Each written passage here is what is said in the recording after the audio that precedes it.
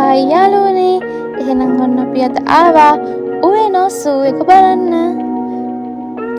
උවෙනෝ සූ එක තමයි ජපානයේ ඉදි කරපු පළමු සත්වෝද්‍යානය.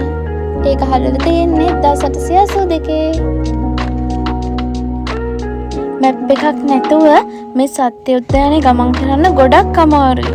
මොකද මේක ගොඩාක් විශාලයි. අපිට සත්තු මග ඇරෙන්න පුළුවන්. ඉතින් මුලින්ම අපිට හම්බුණා බකමූණන් සහ උකුස්සන් බලන්න පුළුවන් ස්ථානයක්. ඉතින් මේ සුදු පාට බකමූණ වනන් දකිද්දී ලස්සන ෆිල්ම් එකකුත් මතක් වුණා. මතකද හැරි පොටර් ෆිල්ම් එකේ ඉන්න සුදු පාට බකමූණ?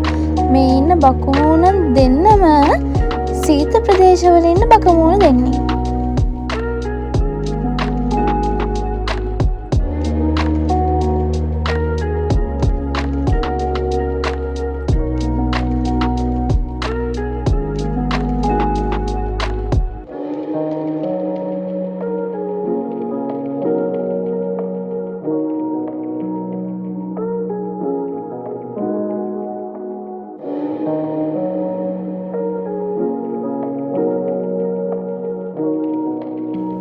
මේ බකමූණා අපේ දිහා ගොඩක් වෙලා බලාගෙන හිටියා. එයා දන්නවා එයා අපේ YouTube channel එකේ පෙන්නනවා කියලා. මේ ඉන්නේ රාජලි විශේෂයක්. මෙතන විවිධාකාරයේ රාජලි ගොඩාක් හිටියා.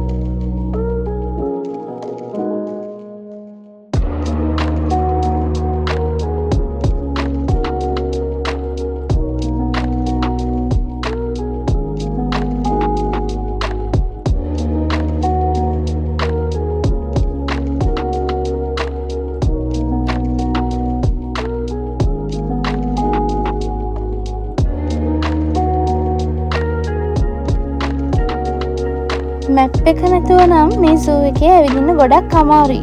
මොකද අපිට ලස්සන සත්තු ගොඩක් මග හැරෙන්න පුළුවන්. ඒ නිසා ඔයාලත් ආවොත් මැප් එකක් අරගෙන යන්න අමතක කරන්න එපා. ඔන්න ඉතින් අපිට හම්බුණා බලාල් පවුලේ ඉන්න විශාලතම සත්වය වන බෙන්ගාලි ව්‍යාඝ්‍රයා. මෙයා සිංහයන්ටත් වඩා ගොඩක් ශක්තිමත්. ඔන්න ඉතින් අපි එතනින් පස්සේ ආවා කඳුකර ගෝරිල්ලන් බලන්න. මෙතන දැන්වීමක් තියෙනවා ෆ්ලෑෂ් ලයිට් ඔන් කරගෙන ඡායාරූප ගන්න එපා කියලා. මොකද එහෙම ඡායාරූප ගනිද්දී මේ කඳුකර ගෝරිල්ලන් ටිකක් කලබලයටපත් වෙන්න පුළුවන්. අපි වගේම ලොකු පිරිසකට ටික කාලයක් ගත කරන්න වුණා කඳුකර ගෝරිල්ලන් අරඹන්න. මොකද මේ කඳුකර ගෝරිල්ලන් ටිකක් අදිමදි කරපු දවසක් තමයි එදා එළියට එන්නේ. එතකම් මට පොඩි යාළුවෙකුත් හම්බුණා. ඔන්න ඉතින් ටික වෙලාවක් ගත කරාට පස්සේ කඳුකර ගෝරිල්ලන් පවුලම බලා ගන්න පුළුවන් වුණා. එහෙනම් ඔයාලත් ඉක්මනින්ම බලන්නකෝ. මේ සත්තුන්ට ගොඩක් විශාල කූඩු තමයි නිර්මාණය කරලා තියෙන්නේ. ඒ වගේම විවිධ ස්ථානවලින් ලොකු පිරිසකට මේ සත්තුන් බලන්නත් පුළුවන්.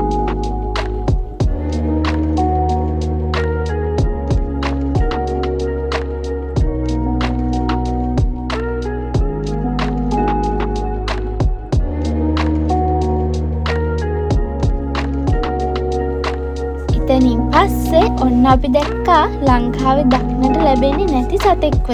මේ තමයි ටපිරා නැත්නම් සිංහලෙන් කියනවා නම් ටැපිරයා. මෙයාගේ කකුල් හරියට අශ්වයෙක්ගේ වගේ. හැබැයි හැඟනම් රයිනෝසිරස් කෙනෙක්ගේ වගේ. ඒ වගේම අලියෙකුට වගේ පුංචි හොඬවැලකුත් දකින්න පුළුවන්.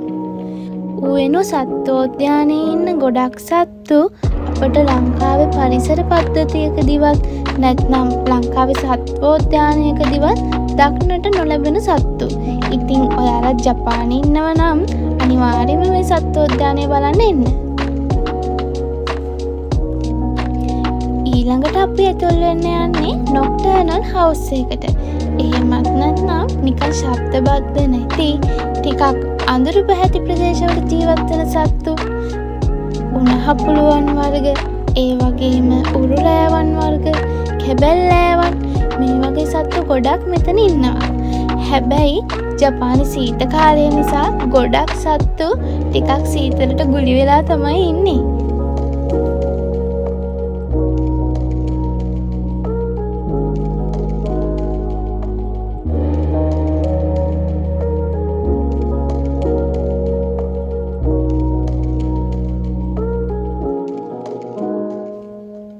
ඔන්න එතනින් එළියට ගියාම අපට බලන්න පුළුවන් කොක් පවුලේ සමාජිකයින්.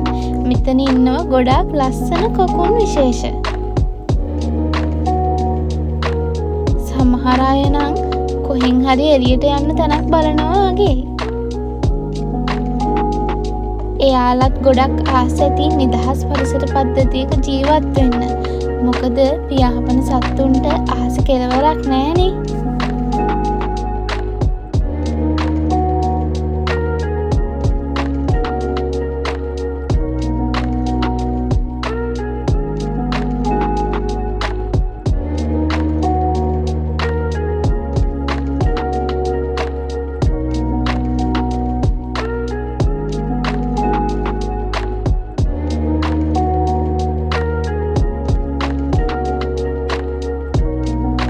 වෙලාවක් ගිහින් පුංචි බඩගින්නක් ආවම ගනිපු බත් එකෙත් මෙන්න ඉන්නවා පැණ්ඩ යාළුවෙක්. ඉක්මනින්ම කාලා අපි ආව සීල් මත්ස්‍යය බලන්න. මෙයා තමයි මුහුදේ ඉන්න කරණංකාරයා. ජලයේ නම් ගොඩක් දක්ෂකම් පෙන්නුවට මෙයාලට ගොඩබිම නම් එච්චර වේගෙන් ගමන් කරන්න බෑ.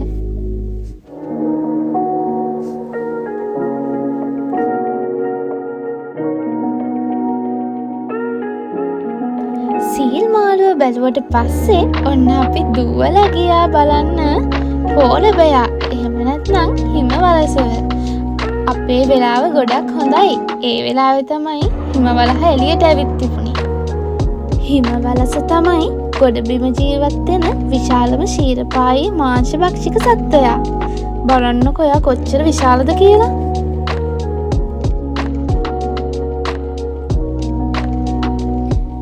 මැප් එක අතේ තියන් හිටපු මට මේ වෙලාවෙ නම් ඔන්න පොඩ්ඩක් පාර වැරදුනා යාළුවනේ.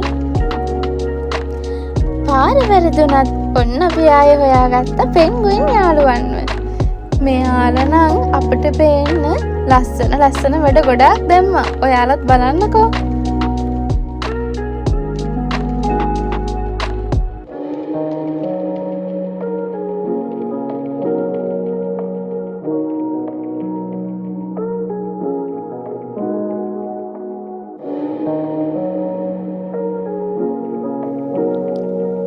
එතනින් පස්සේ අපට හම්බුණා අමුතු ඇඳුමක් ඇඳගෙන ඉන්නා වගේ පේන වඳුරු විශේෂයක්.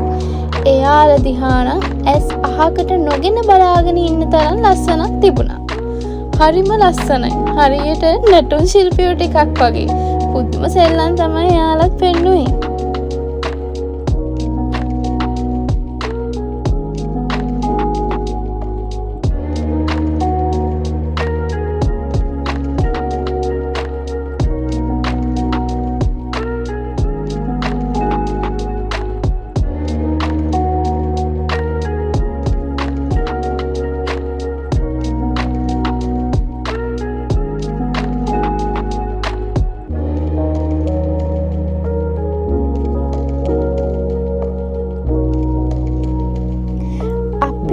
මැප් එක බලාගෙන මේ ඉක්මනින් යන්නේ මේ සත්තුවත් ඉන්න ගොඩක් විශේෂ යාළුවෝ දෙන්නෙක්ව පෙන්වන්න.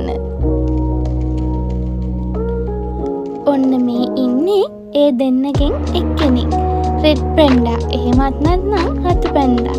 මෙයාලා ජීවත් වෙන්නේ නැගෙනහිර හිමාලයේ සහ චීන ප්‍රදේශවල.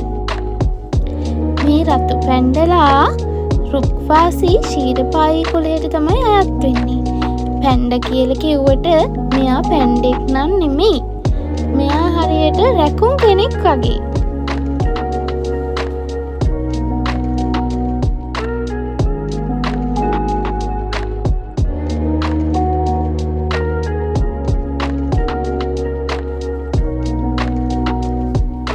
ඔන්න ආයෙමත් ඔයාට ලස්සන ෆිල්ම් එකක් මතක් කරන්න යන්නේ. මතකයි නේද? කුන්ෆු පැන්ඩව. ඉතින් මේ සත්තු අතරන හැමෝම එන්නේ මේ යෝධ පැන්ඩ බලන්න. ඉතින් මේ පැන්ඩව නම් හැම වෙලාවෙම අපට බලන්න බෑ. මොකද මෙයාව පෙන්නන ෂෝ ටයිම්ස් කිහිපයක් තියෙනවා. මේ දවස්වල දේශගුණයත් එක්ක ගොඩක් සත්තු මෙයාලා පෙන්නන්නේ එක්තරා කාල සීමාවකට විතරයි. ඉතින් ඔයාලත් එනවනම් හරියටම මේ ෂෝස් තියෙන වෙලාවල් දැනගෙන එන්න ඕනි. බලන්නකො මේ පැන්ඩ කොච්චර කියුට්ද කියලා. මේ පැන්ඩ ඉන්න කුටිය ළඟ එක්කෙනෙකුට රැඳී ඉන්න පුළුවන් කාලය විනාඩියක්. මොකද විශාල පිරිසක් මේ පැන්ඩ නරඹන්න එන නිසා ඒ හැමෝටම කාලය ලබා දෙන්න ඕනේ.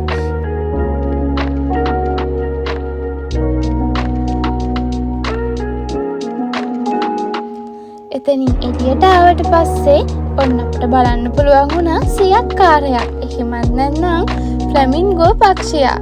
එයාලත් ගොඩාක් ලස්සනයි.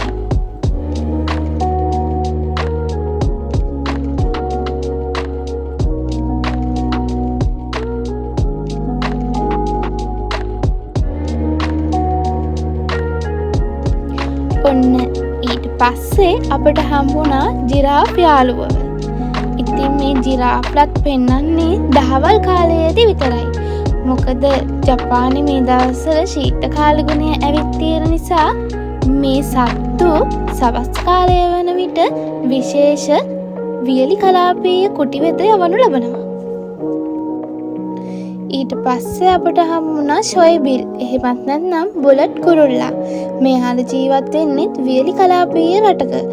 ඉතින් මෙයාලටත් මේ දේශගුණය අපහසු නිසා එයා ඉන්නේ විශේෂ කුටියක.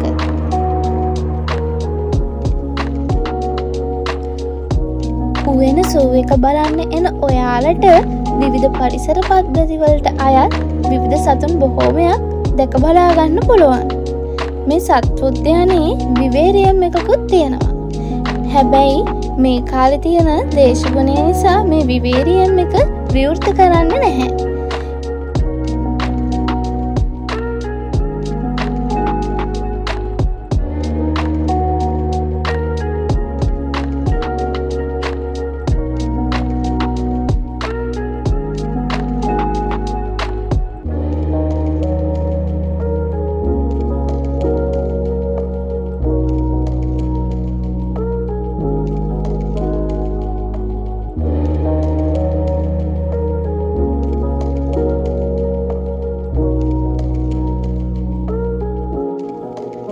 සත්තුවත් ඇතුලේ අලුතෙන් බිහිවුණු සත්තු කුටිවලට දාන්න කලින් මෙන්න මේ ස්ථානයේ තියලා තමයි එයාලා අලුත් කුටිවලින් දහස් කරන්නේ.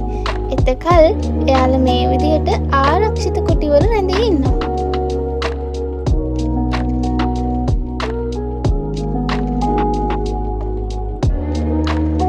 මේ වගේ ලස්සන වීඩියෝ බලන්න අපි එක්ක දිගටම රැඳී